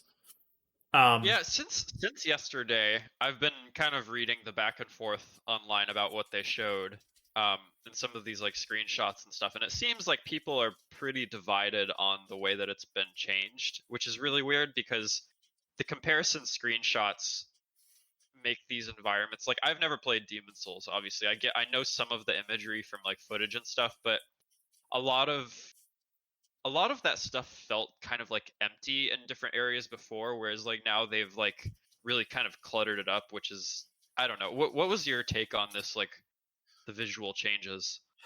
Yeah, I mean, we'll have to see. Yeah. Yeah, I mean, I was saying this too yesterday with our D&D group before you got in that call, which is to say that like Demon Souls is not. It's not like when Bluepoint is the studio for this. They did a really good job remaking Shadow of the Colossus. In some ways, I know some people were disappointed with that remake too, and in some the kind of the way that they modernized it. But yeah, Shadow of the Colossus when it came out on the PS2 was a really, really, really choppy, badly performing, sparse looking game, which was designed that way at both mildly in an artistic statement, but also because that was what they needed to do to get that game running on a PlayStation 2, right? So when that game was modernized for PS4, they added a lot visually. The game in general lost some atmosphere because became like kind of less smoky looking, which some people considered essential. This is divided. I think people are divided on this in some similar ways. I'm actually rewatching the footage now just to kind of refresh, but the art style and the general visual language of this game appears to be mostly intact. Like some of the enemy design and the armor design and stuff like this game is kind of weird looking. Doesn't really look strictly medieval in any meaningful way. It has a pretty unique visual language. And yeah, I don't know. I'm curious. It's been a while since I've played this game, so I thought it was really interesting that we didn't see From's name in there at all. Just like as like the developer, but yeah. That is a good point. I actually didn't make that connection. But what's funny is that like From Software developed obviously the original Demon Souls, but Sony owns that property as the publisher. Right. So I mean, why we didn't see anything from that till now. Yeah. So you know there is some interesting stuff there legally. I'm sure. Who knows? From Software probably has next to nothing to do with this remake. Curious how it's going to feel, if it's going to feel different. The Shadow of the Colossus remake did feel slightly different than the original, which I know some people were unhappy about. Yeah, there's a lot we still don't know. I think people on the internet picking apart screenshots and looking for things to be upset about is like a hallmark of the internet, obviously. But so far, I'm optimistic. I don't really see any reason to distrust this just yet. Totally, and yeah. I mean, ultimately, like the original still exists out there. So if this isn't what you want from a remake, then just go play the original one. Get out your PS3 and play it. To be completely honest, I'm really happy that this is happening because I think again, like if it is really good and it's really well received, like I think it's important that people are able to like play this game, in some capacity, just because of like what Dark Souls went on to become and just everything having to do with that whole lineup of games. Like I think that it's important that this is happening because that game, I don't know, it's just I'm really excited for this to be maybe my first experience with Demon Souls. I don't know. Unless I decide to like try that other one first. Yeah. Yeah, I don't know. Yeah, I mean the well, yeah, I guess I kind of left my point hanging earlier. The original Demon Souls is not so old that it like looks hideous now or anything. Like Mhm. it's still a very modern game and it's still extremely playable. If you've played Dark Souls 1, you've basically played Demon Souls from a gameplay perspective. Dark Souls 1 is a little bit heavier and they've refined a lot of mechanics and made things a little easier to understand. But like you kind of already know what that game is if you've played Dark Souls 1. And that's what's interesting about this to me is like this game getting completely remade by Bluepoint as like a ground up remake, like new fidelity, new art, like not just a kind of remaster, is so strange because I don't think they needed to do all that work. Mhm. But maybe they did. Who knows? I mean, maybe the engine what wouldn't have been able to support a higher frame rate or better visual fidelity that well, or whatever. From Software have not always been technically excellent on the performance front with their games. So, um, Yeah, I'm but curious how that decision came to be made. That's a good point. yeah, it's odd. It doesn't make sense in the same way that the Shadow of the Colossus remake made sense. But whatever. I'll still play it. I'm optimistic. Yep. They did not give a release date for that, and obviously no word on a PC thing. The news story that I looked up a little bit ago mentioned that it is a timed exclusive on the PS5. So that gives some opportunity that like a year after release or a couple of years after release, it could come to PC or other platforms. But Right. um, That makes yeah, sense. who knows? But what else? Okay, next up was the Arcane presentation, which I thought this looked really cool. I'm a big Arcane Studios fan. I love a lot of the stuff they've worked on. I really love Dishonored. Mhm. Yeah, Um, this was interesting. yeah, Deathloop. It was already announced last E3, so people knew it was out there and knew it was coming. But we got our first kind of real extended taste of like what this game might play like. It kind of seems similar to, um, it seems similar to Dishonored in terms of how it combines like some jumping and parkour and powers, some supernatural powers and sliding and guns and maybe some melee combat as well. Yeah, it seems cool. uh Yeah. the art style is very interesting. Very like super spy, like 60s kind of, whatever. It did kind of have that look. Like there's a lot of like orange and red, just Yeah, very strong like color palette. like yeah, it was neat. The story seems like it could be cool.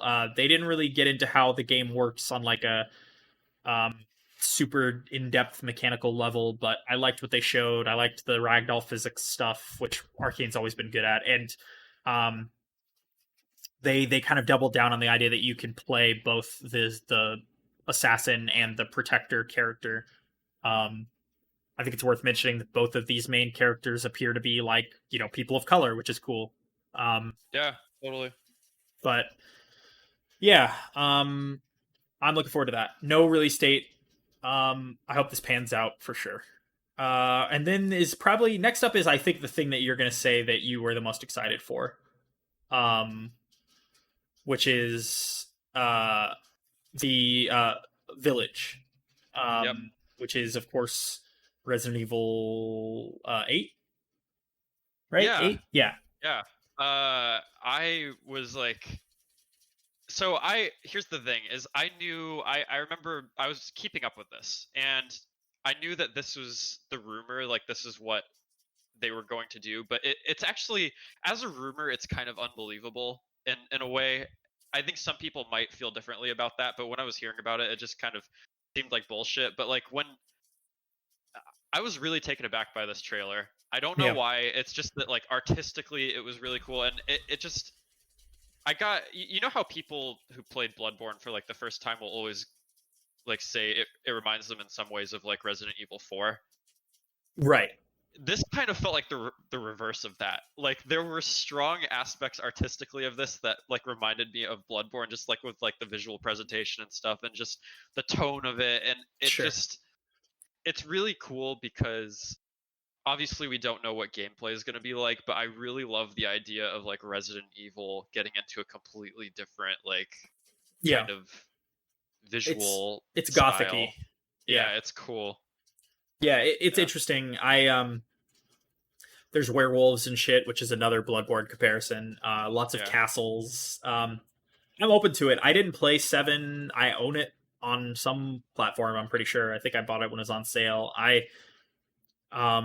That game, the claustrophobic house stuff looked interesting as like a re going back to the roots of Resident Evil, but the story and the location didn't appeal to me enough to really want to see it through. Um, so maybe I'll go back and play that one day. But this looks to be another first person game. Huh? Yeah, and Um, I think it's great. I think it's really cool that they, especially with 7, that they're willing to explore these very like different kind of environments, between yeah, these games now, because a lot of them had been feeling very like samey over the years. And I don't know, this just looks cool. Everything about this was like interesting to me. I like I'm a big fan of like classic horror yeah. stuff put into a new context. A lot of that stuff obviously is a bit overdone, but like I like when different things are applied to it, which is a big reason of why I'm a big fan of Bloodborne, is because that stuff.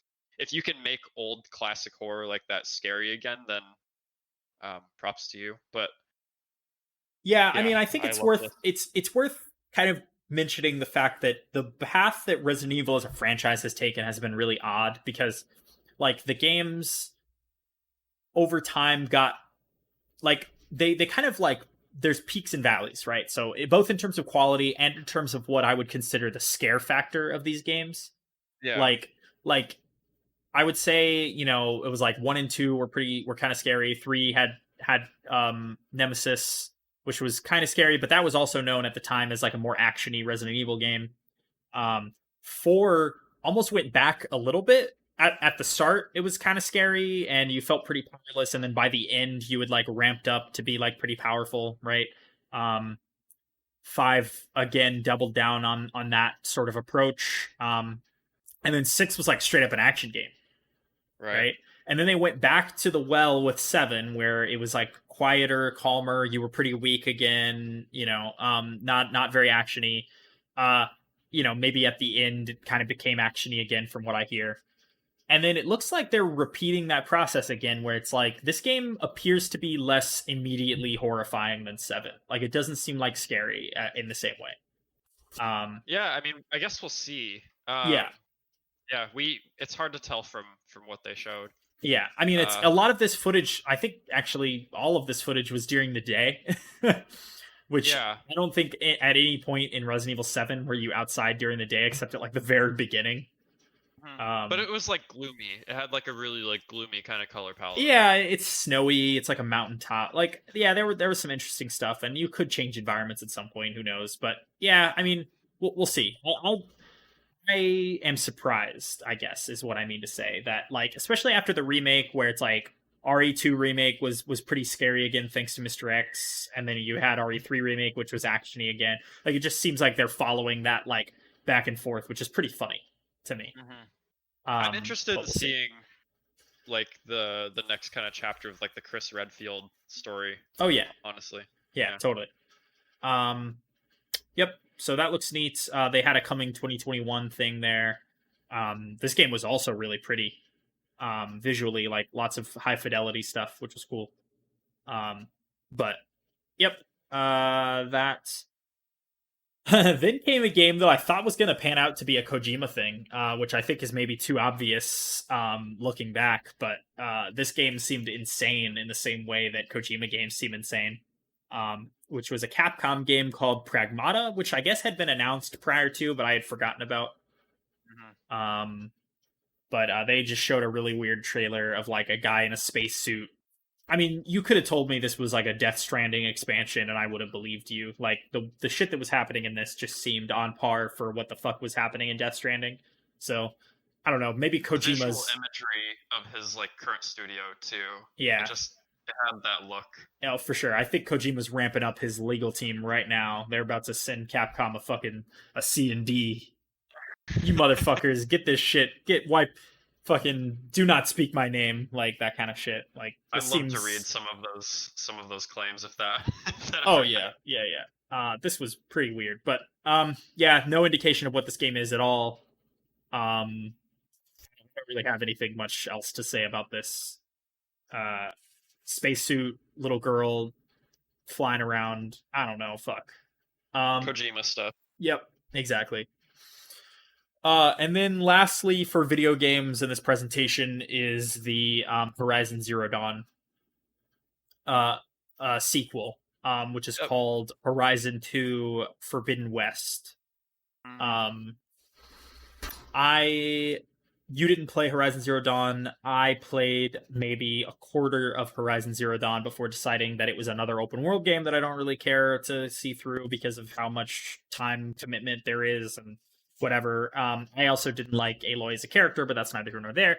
At least at the beginning. Who knows? Here she gets good, but yeah, it looks really pretty. This game looks really nice. Uh, Seems like they're really expanding on like doubling down and then improving upon like the exploration and gameplay and hunting and whatever. It seemed it was really pretty. I wasn't so interested that I was gonna like run out and play the first one, but maybe when that game comes to PC, that first game, I'll give it a shot. Oh, is that happening? It's coming out. It's coming out on PC in I think what is it, end of July or something like Okay. that. So super soon. Yeah, maybe. I played a little bit of the first Horizon. I just kind of it wasn't really for me, but I could maybe give it another shot. Yeah. Yeah. I'm sure Um. many people were very excited about that though. Yeah. Yeah. Yeah. That is the impression that I get. People really like that game. Mhm. Yeah. Like we said, I think we talked about it a little bit at the beginning. Like Horizon Zero Dawn was a massive game for Guerrilla Studios, and um, yeah, Guerrilla Games. Sorry, rather, but yeah, no release date for that either. And then comes the thing that I think is the most talked about part of this, which we teased at the beginning. You had like a little thing with a wall of weird beads that morphed and undulated in a sexual manner. And then it revealed the console. It parted the sea like Sony Moses and the Sea of Beads, and revealed the console, which is, yeah, uh, it's it it screams over designed to me. Yeah, I was Um, curious if after sleeping on it, if you'd feel differently about it. I mean, there's a lot of mixed opinions out there. I like that they went for something different for sure. I respect that decision. I also do not like the way this thing looks, just from an objective point of view. I think it appears like, I mean, yeah, what everyone is saying is correct. It looks like a fucking router. Um, Yeah. it's not, I too I also appreciate like the general idea of going for something new, but yeah, how they did it, um, it's I'm not a big fan of this thing visually, and I don't really view that in like an objective sense. It's just like I don't know. I appreciate that it's something new. It's just that it's a little bit too much for me yeah. visually. That doesn't matter a whole lot. But I think one interesting thing about this is like, did they show any shots of this sitting on its side, or is this like? I don't imagine that you can only have this upright, No, but although technically the PS4 originally was only a flat thing, I think, and then you had to buy a stand if you wanted to make it upright, which was funny. So this would be like a complete opposite if it could only be upright. But no, I think well, this also looks like a stand to me, it has a kind of like stand on from the the bottom. yeah, Yeah, yeah, it has a stand on the bottom. It looks like. Yeah, I think what's fucked up about the PS4 stand is that you had to buy it separately. yeah. Mm-hmm, Whereas with the PS5, ideally it would come with it, but who knows? mm-hmm. These fucking greedy fucks. But yeah, no, they in this reveal they do not show it laying down.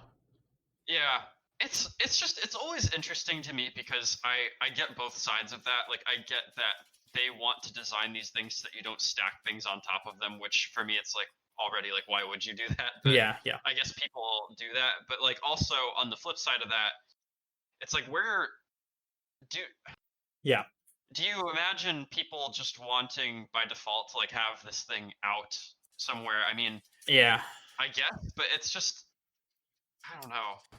Yeah, no, I'm with you. I guarantee you, I haven't looked up an image. I'm sure there is an image out there of it laying down. I'm like, it would be crazy if they didn't allow you to do that. Yeah, I don't believe that you can only have it upright. Yeah, I probably should have done some research on that, but yeah. I it was mean, definitely heavily presented upright. yeah, for sure.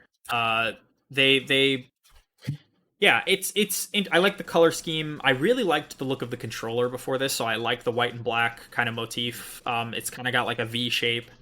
Um, I I like this is kind of maybe something that I'm curious how I'll feel about this. Because as it comes out and as when I eventually I'm sure I'll get my hands on one at some point. I maybe my opinion will change, but I like that there's a version without a disk drive. I'm curious. Yeah. I'm curious if it costs less, or maybe they offset it by having like a bigger storage drive or something like that. I don't know, but I like that option. It looks thinner if you get the version without the disk drive. It looks like it's a thinner console. A bit more symmetrical. Exactly. I like the look of it a little more without the disk drive, and I almost never put discs in my PS4 or Xbox. Like I never do. Now the slippery slope there is I do have a few Blu-rays that I of course would like to watch again at some point, but I mean I could always just rip those or whatever. But yeah, I don't know. I'm curious if I'll put my money where my mouth is when this thing comes out and like get the non-disc drive version. I think if it is cheaper, like if it was like $50 cheaper, that would be maybe enough for me to do that. But we'll see.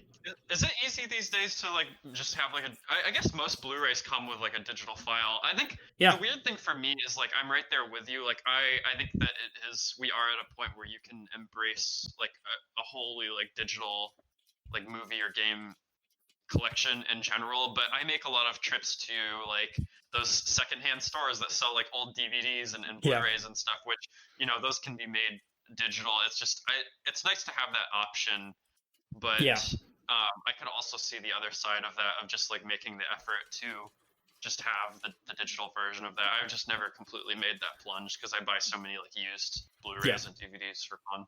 No, completely agreed. I mean, it's I'm of two minds about it because one, I would really love to transition to a world where I have fewer physical goods. For sure. I feel I look around at even just the meager game collection that I still have and feel some amount of guilt about it. Well, there's also the element of like the sustainability of that. Like if you have a way of organizing all that stuff and just making sure you never lose it, because in some ways it's like whatever you have is on this machine. I don't know. It's there's a lot of different sides to this. But I agree. I could see myself getting the one without the drive, I think. Yeah, I think so as well. I like the look of it so much more. I like that it's thinner and but this thing looks super glossy, which is I think my primary turnoff, more so than like the actual structure of it. Yeah. There's a lot of really cool like PS5 concept images that I'm looking at that came out in the months before this, because there always is, but a lot of them like went in this very matte kind of grayish white direction, more like of the PS1, which I'm a huge fan of like visually. This thing is just super like fingerprint attracting looking. I don't know, maybe it's matte and I can't tell by this image. It's a shiny image. Yeah, what I'm interested in is I think based on the texture that I can tell and what they showed in that video, my guess is that this thing, the white parts are matte and the black parts are shiny. That's my interpretation. I guess the controller is a good indicator of that too, because the controller we see closer shots of, and some of the peripherals too, which we got to see in this also. Yeah, which I think we should probably tackle that question. So the peripherals, so they show it in that video alongside a controller and a headset. Is that it? Was there something else that I'm forgetting? Let me look. There's a webcam.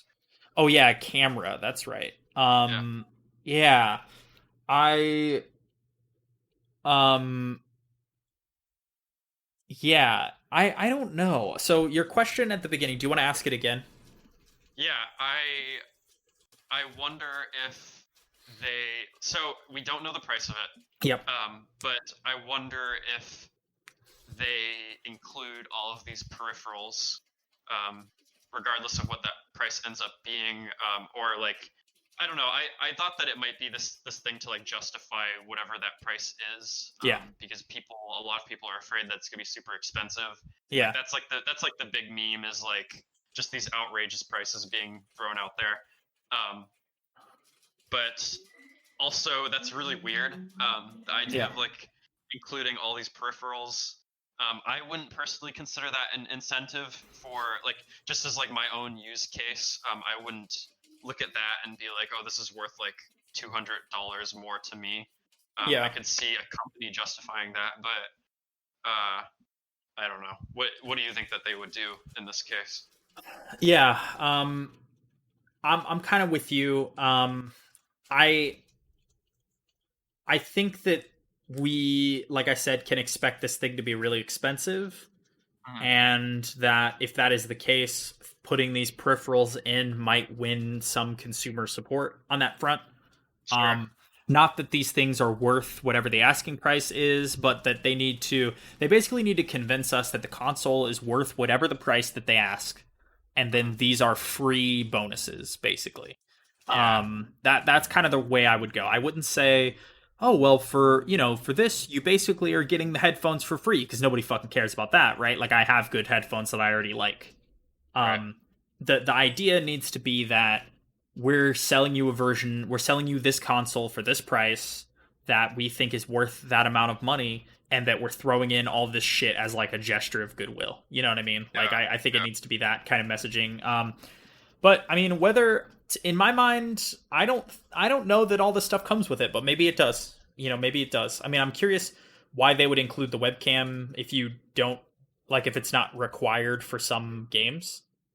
Um, Well, my immediate thought with that is that like so there was a whole thing with like the share button being yeah, changed to the controller, right, and yeah, stuff. So I'm a big part of me is wondering if this is just another push towards that like streaming aspect of everything. I don't know. It's weird. The webcam thing was really strange to me. I think it'd yeah. be cool that they include like a charger for your controllers though. Did the Xbox One do that or? All of them always included a charging cable, Well, I meant but not this like a showed like a dock. dock, right? Yeah, it did show like a dock. I'm curious about that as well. No, nobody really ever includes a dock, obviously, except with the exception of the Switch, because it kind of has to. But Yeah. um, yeah, no, that would be new. And I also like I like that it's a USB-C controller, because Mm-hmm. USB-C charges so much faster than like micro USB, which is what they were on before, I think, or mini micro. I don't remember. Anyway, yeah, but I think that I'll probably wind up with one of these things. I think this was a good presentation. Yeah. Um, a lot of the games looked interesting. Nothing I'm like chomping at the bit to play, but I mean we're still pretty early, so Yeah.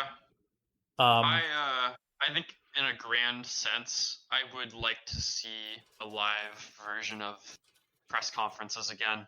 yeah, Um, which it seems like we are. I think due yeah, to like events and stuff, it kind of feels like that stuff's never going to come back. But I would like to see that come back again because even though this was cool, I think like the idea of a pre-recorded thing loses a lot of that in the moment kind of awkwardness that I appreciate yeah, about E3, which is going to be different for everybody. Like, not everybody really likes that, but yeah.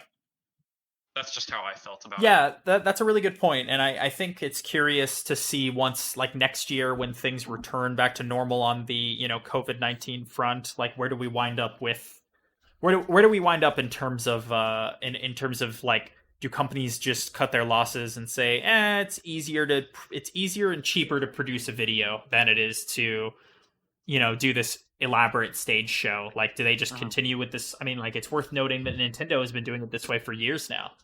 Yeah, Um, and people don't really seem to be that upset by that. So I mean, well, who knows? It's undoubtedly cheaper. Yeah, I have no argument against that. It's purely from like a viewer yeah, standpoint. Like I think that the awkwardness of like the live stuff is really like fun to watch, and it's always like totally. very memorable for each year.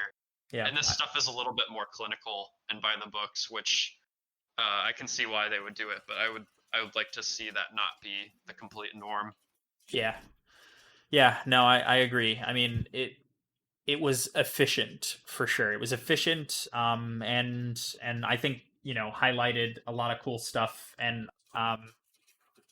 if they do, I agree with you. If they do go forward with this kind of format for trade shows moving forward, I will miss part of the spectacle and the weirdness of the live show style. But I mean, I see merits to both sides, right? This kind of like seem like cut to the chase, right? Yeah. But And given that they have, if they did decide to continue on with this, I get the sense that this was more rushed than they would have intended. If they were to do this again, yeah, I would think that the next one would be even better in presentation because it would be planned. yeah, Not that this wasn't planned, but I definitely don't think that the time that they have to make something like this would be shorter than they did in this case. right. Up until like a couple months ago, like it was very like everything seemed like it was just gonna. Well, actually, wait, what was going on with E3? I mean, E3 was still going to happen. I think Sony had already dropped out, though. Sony had already said that they wouldn't be participating prior to Okay. the COVID stuff. I see. Which could mean a lot of different things. I think it meant that they always kind of intended to do it in this manner, but I bet you that not being able to go into the office and work affected their ability to produce this thing for sure. Mm-hmm. Yeah, so I mean I think you're on the right track with that take. Yeah. Mm-hmm. Yeah, I mean I don't know, how much else there is to say. If you have any closing thoughts. It was a good presentation. Like yeah, I don't have much else to say, but I am excited to cover the next ones. Yeah. We'll have to watch the PC Games show tomorrow and see if there's anything there worth going over. Which I suspect that there might be a little bit, but yeah, we'll see what's up with that. Yeah. Cool. Thank you guys for listening. Thanks, Sean, for talking about this. That wound up going, I think, a little bit longer than we anticipated, but I think that it turns out that this thing was packed with content, and we're gonna try to hit like a more regular upload schedule going forward. So yeah. Cool. All right. Peace out. Bye, everybody.